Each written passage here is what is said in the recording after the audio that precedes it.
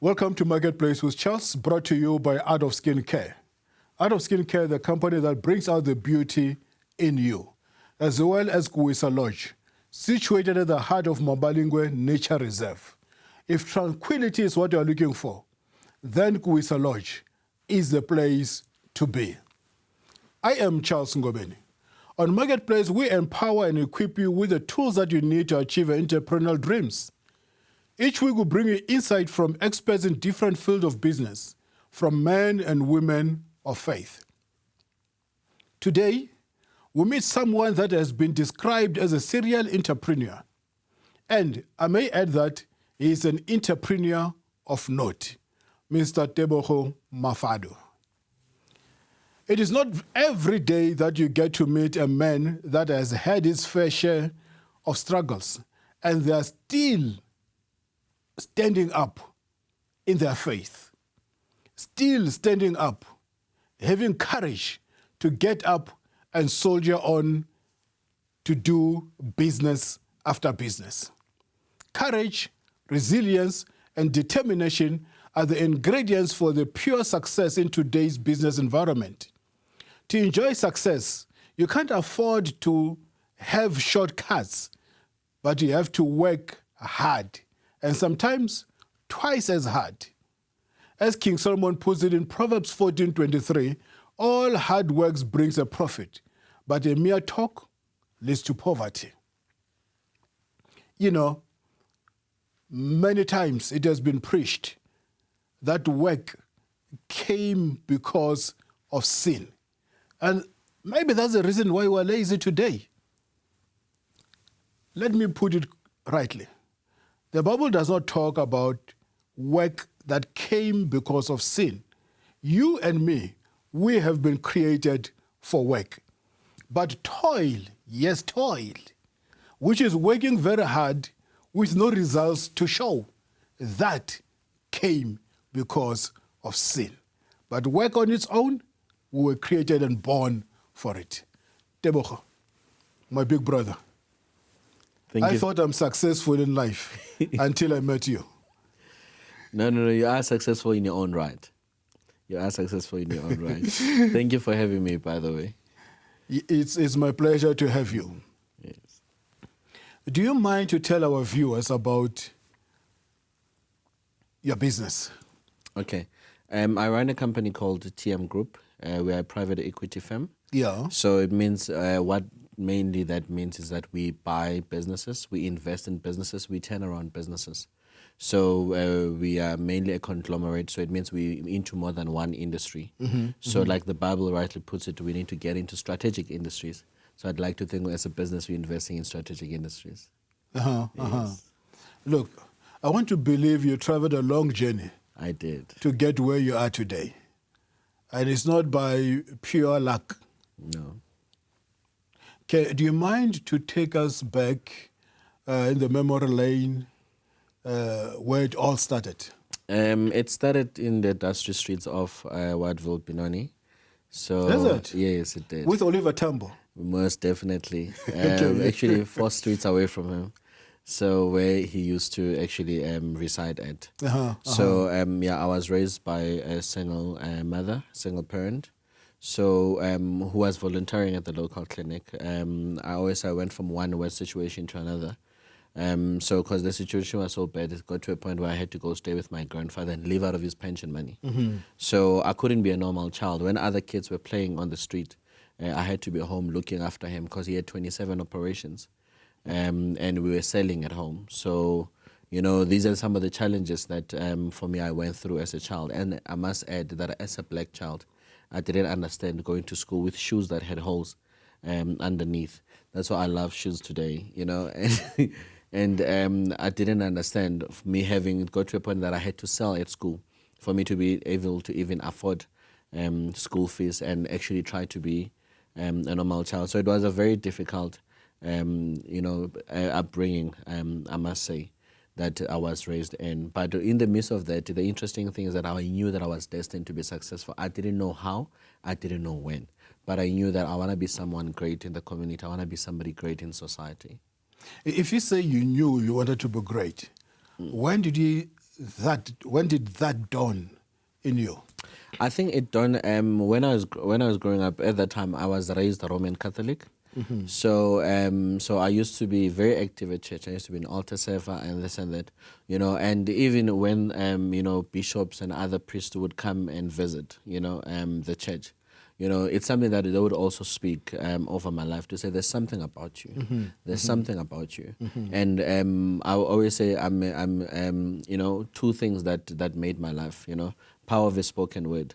That I was raised by a grandfather that always spoke over my life, to say, you know what, I want you to get married, have your own family. I want you to have money that even my own kids wouldn't have. And that's the first thing. I think for me that was the first seed over my life. And the second one was my mother. I'm a product of a powerful praying mother. That my mother always prayed over my life. I think there's a point in my life, I think I was a distraction. So I think I was trying to discover who I was. I think it's in that time, hearing people that were dreaming on my behalf, or were seeing in me what I was not seeing in myself. Do you understand? So I think for me, it gave me that element of comfort to say, I'm meant to be somebody great in life. But what? I wouldn't know. Because today you ask me, I want to do this, tomorrow I want to do that, and this and that. I think that's why maybe today I don't get satisfied in one business, in one income. Would you say your parents and your grandparents' blessings played a role in your success? They definitely did. They definitely did. So, because obviously them speaking over my life, praying for me, I think that on its own was a blessing. And I remember at some point looking after my grandfather, there's days that I'd find him emotional crying. And I'd ask him, why are you crying? He says, I'm crying because I can hear other kids are playing on the street. I can imagine, at your age that you want to be out there playing, but you can't. Circumstances requires you to be here looking after me. It was not a choice, I must add. It was not a choice. It was not a choice to eat what I was eating because we couldn't afford, And that's why today I don't eat things like spinach and cabbage, because I ate them so much that, I could even feel them in my paws and things like that. So it was not a choice, it was really a circumstance. But I guess it's true. That's why today I'm a big believer to say, you don't choose where you're born, the situation that you are born in. But if you die in the same situation, then it's your fault. There's a huge power which you are not even aware of in the spoken word. Yes, definitely. When this world was created, it was through the spoken word. Yes, it was. If you have got kids at home, they play with glasses, and you say, you will break that glass. They continue playing. Continue, yeah. You say, you will break that glass, and eventually the glass breaks. It breaks, yeah. Who broke the glass? Yeah, I know. Is it the child, or is it the power of your spoken word? It's the power of the spoken word. You see now? Yeah. You were fortunate that your mom, your grannies were speaking well of you. Yes. And that is something which our parents should do. But on top of that, what I'm picking up now is that you honored your parents. I did. I'm still honoring them to date. And in honoring your parents, there's a hidden blessing there. Yes. In life, I discovered there are 3 types of blessings. God can bless you, your spiritual father can bless you, and your physical parents can also bless you. And unfortunately, the blessings that you can get from your physical parents, you don't get them anywhere else. You can't get them even from God. It doesn't matter how hard you pray. Yes, no, it's true. That's why for me, I usually like saying, my mother was my first prophet. She was my first priest. Because, she prayed over me and she spoke into me, even when I was being astray, she would speak life to say, you're destined for this, or this is where you're going. I so wish that parents out there can start speaking life to their children, even when they are angry. Yes. And still speak life. Yes, no, definitely. Sometimes we fail at school not because we can't make it. But sometimes it's also because of the words that were told at home that will amount to nothing.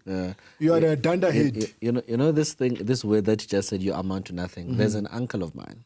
blood uncle, my mother's brother, that once looked at me and pointed me in between my eyes and says, "You are useless and you'll amount to nothing."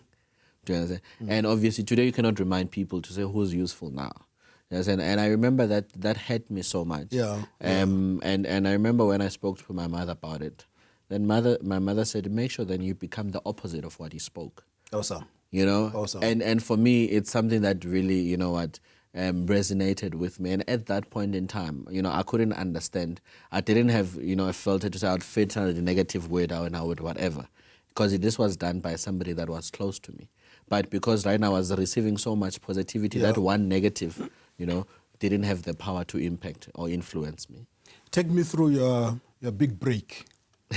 Okay, fast forward years later in my high school life, I actually dropped out of high school at grade 11. I got a job. So I'm a self-taught IT guru. I taught myself computers from the comfort of my bedroom, from the comfort of my home. So I think for me, my big break, that was my very first big break. It was when I got it there. I applied for this vacancy. I looked at the ad. The ad says A+ metric, A+, N+, and experience. So I applied, you know, because obviously I knew IT and the likes. They called me up, you know, for an interview 6 months later after they've already appointed whoever they wanted. So this guy called me and says, Tebogo, I am looking at your application. Our requirements were simple. It was metric, A+, N+, and experience. You are not even in metric. You are in grade 11. Why should we give you a job? I said to that guy, I don't know where I got the confidence. I said to him, because I believe qualification, it's nothing but a piece of paper. You know, for me, I've got the experience and I've got the value that I could give them as a company that they would see. Then he says to me, you've got a big mouth, come through for an interview. And I got the job. So I think for me, it was the first big break because for me, it exposed me. Getting to that company itself, I mean, at the time, I remember when I was at the gate. You know, there were young people driving out with Corsas, Golfs, you know. And also, I think for me, that planted a picture to say where I come from, I do not see this. You know, young black girls, young black boys, you know, living, you know, and the company was in Ilovo. So for me, I had gone as far as Benoni. So I didn't know there's, in a certain area called Ilovo, that is very... So I think for me, that really planted something in me. It planted a desire to say there's more, want more, look for more. And for me, that was really... my big break then, you know, in terms of really getting into the working environment. So I think then from there, I had to now work and go to night school to actually finish my matric. So because I wanted more now this time around. Then I think for me, I found favor when I was discovered by the former president, Thabo Mbeki, that sent me to school to go do information communications technology at TUT. You know, I had never dreamed of being in a university. But there was I walking into, you know, a university for the very first time to go study this thing that I was self-taught in, you know, and to actually come back and make a difference within the community. I think for me, those are the two defining moments that I think had set a tone, you know, for me in terms of actually getting onto, you know, the marketplace itself. And business-wise, it was when I met a man of God called Zibusiso Mkhwanazi. So he said to me, he asked me to say, what is it that you want? I said, I want to be a millionaire by the age of 35. He says to me, why do you want to be a millionaire then when you could be a millionaire now? No. I come from the township. We don't talk like that. So, and he says to me, I will teach you, you know, how to make money or how to become a millionaire. But first you'll need to serve me, you know, and I'll have to teach you my God. And for me, I was like, no, I go to church, you know, Roman Catholic, I'm an altar server, and this and this. Says, no, not all of it. I'm not talking about going to church. I'm talking about being intimate with God. That was my big break. You know, because it's in that relationship with that man, you know, me understanding a more depth relationship with God that made me really realize to say I could actually do more. So because exactly about 2 to 3 years later, in that relationship, I was making my first million, and I was 23 years of age at the time. Well, my lovely viewers out there, it doesn't matter where you were born. You did not have a choice of the family to be born into. But you have got a choice now going forward There's nothing wrong in being born poor. If you're born in Zozo, the Zozo is not born in you. If you're born in a poverty-stricken home, poverty is not born in you. If you're born in lack, lack is not born in you. You can be a success. After the break.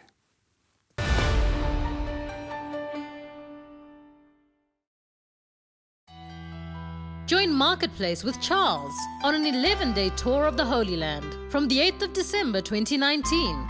Take the route Israel traveled to the Promised Land, cross over the Red Sea, and float on the Dead Seas, the lowest point on earth with amazing healing properties. Experience the vibe of Jericho and cruise on the Sea of Galilee to Capernaum, the hometown of Jesus. Visit the pools of Bethesda, Nazareth, Bethlehem, and many more. Walk where Jesus walked and see the Bible come alive. If beautiful memories and an enriched spirit is what you are looking for, then join us in taking Jesus to the marketplace. For more information, call us on +27 72 123 0078 or email israel@artofskincare.co.za.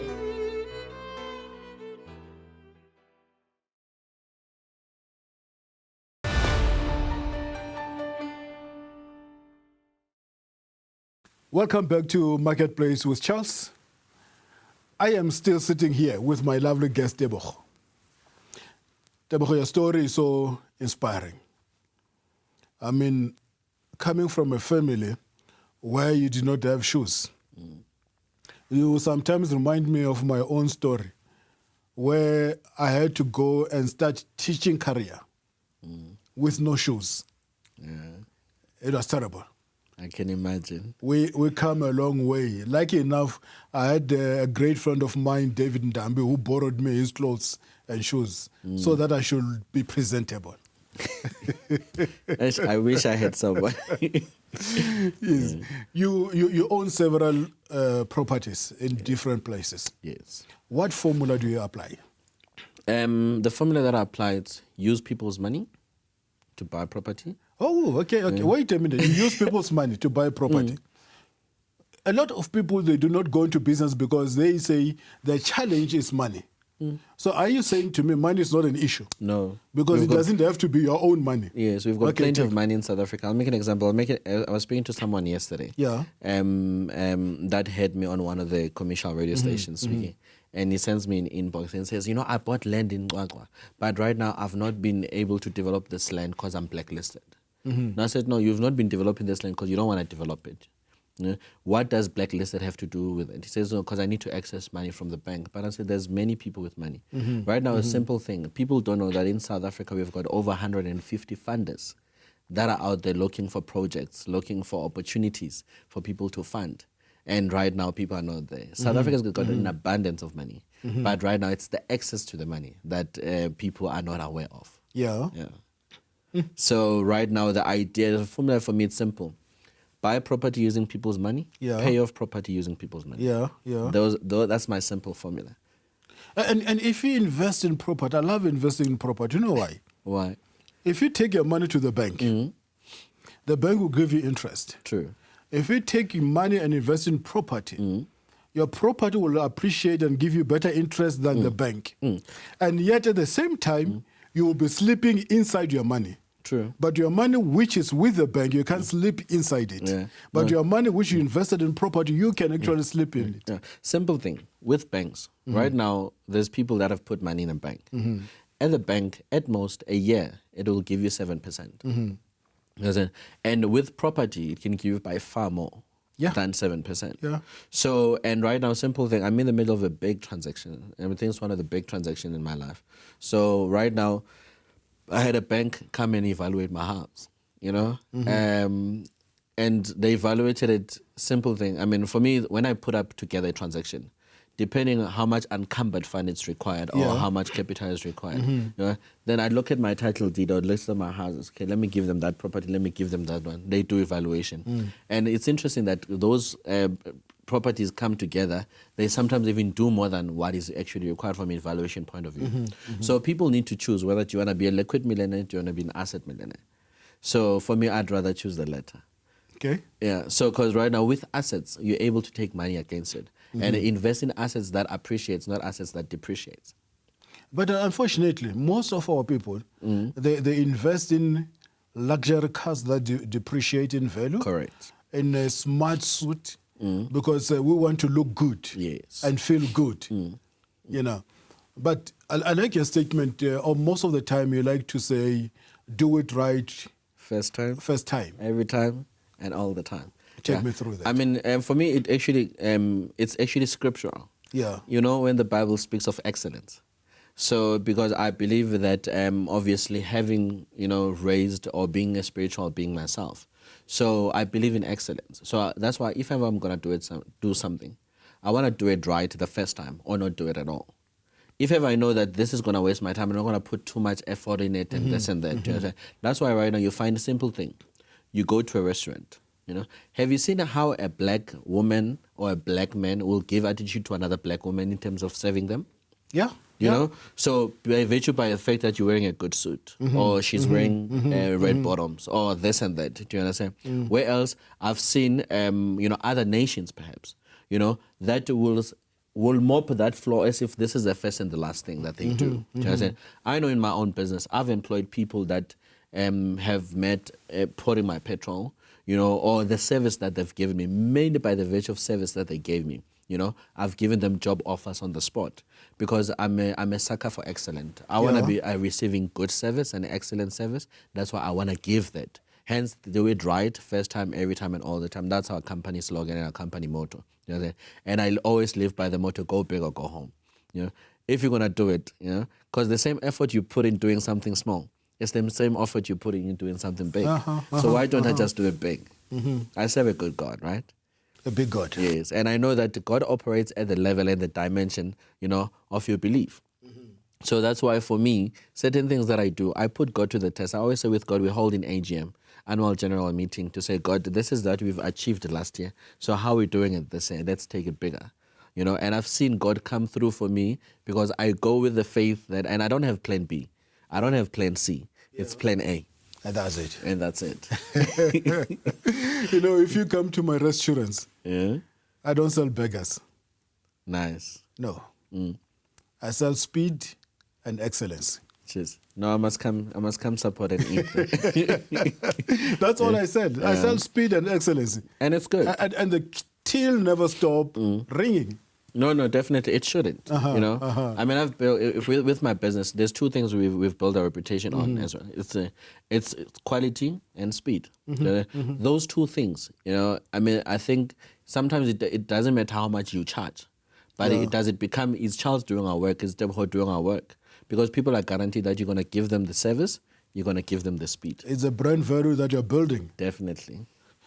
Take me through the street smartness against the book smartness. Sure. Okay. I recently graduated now in April, and I'm busy now putting together my application pack because I still want to go back to school. I want to actually be Dr. Mafodi. Yeah. So because right now I've believed one thing. Growing up in the township, growing up in the township, you see different things. You get exposed to different things. So you're definitely bound to have a level of street smartness. And it has nothing to do with growing up in the township. I think as well, seeking what is beyond you, and what is happening on the street. So, but you've realized that the streets can take you to a certain level. There's a time that, the streets could take me up to here. For me to go beyond, I needed a book. I needed that piece of paper, that qualification. That's where book smart comes in. And you realize that sometimes, having a benefit of both. Do you understand? Even in decision making in the boardroom. I mean, I sit, besides my business, I sit in other people's boards, where I've realized that the level of streetness, implemented in the boardroom, it produces wonders. Having a combination of both, it helps. Having street on its own could work as your weakness and your strength. Having, book smartness on its own could work as your strength, and at a certain point your weakness as well. But having both, it gives you... advantage. It's an advantage. Yeah. So that's why as well, from an argument point of view, you'll argue with somebody that has a book smart, that is book smart, but it doesn't have the practicality of the street. So then right now you're able to argue certain things with them or even show them or teach them something, a thing or two. So I've realized, even you look at some of the greatest businessmen we have, Yondate Richard Maponya, they've got the street, they've got the book. Do you understand? I've realized those elements goes through together. You know, we're running out of time. When you're having fun, time Definitely, it happens flies. all the time. Yeah. But in less than a minute, take me through the secrets of investment in property. Okay. The secret of investing in property, one, build value. You know, people don't invest in what your business or in that particular property. People invest in you. Yeah. Do you understand? Are you speaking the right language? Do you understand? What value can you give that somebody else cannot give? Do you understand? Are you walking the walk? Are you talking the talk? Do you understand? It's important. Research is important. That's why as well, information is key. That's why I've taken it upon myself to educate a black child. Do you understand? About one, the importance of money, the importance of credit. At home, we are taught to be fearing of credit, whereas our counterparts are making wealth out of credit. Yeah. So simple things like that. It's things that I've realized that for me, knowledge is power. You know when the Bible says my people perish because of lack of knowledge, other people are sleeping on top of themselves. They're sleeping on themselves, you know. So, you know, and you're sleeping on top of opportunities. So right now, get yourself informed, get that relevant information that will be able to get you paid for a long time. You know, I always say to the people of Witbank, Emalahlen, they're sleeping on top of coal. They are. They're sleeping on top of wealth. They're building a cheap house on top of a wealthy ground. Yes. And they're not even aware of it. Yes. You know, do you sometimes offer mentorship? All the time. And if so, do you want to say some of those things and how people they can get access to you? Okay, yes. The mentorship that I offer, it's through my training program where I try to empower people, whether different churches, different organizations. But all the information is on my website. People can go to www.tebohomafodi.co.za or even on social media. You know, social media has gotten us so powerful that you reach people that you'd normally reach. So people must use their phones to actually create money. So they can use their phones to actually access me. I'm not going to give away my number. They must go and find me. Whether even simple thing, you Google me, information is there.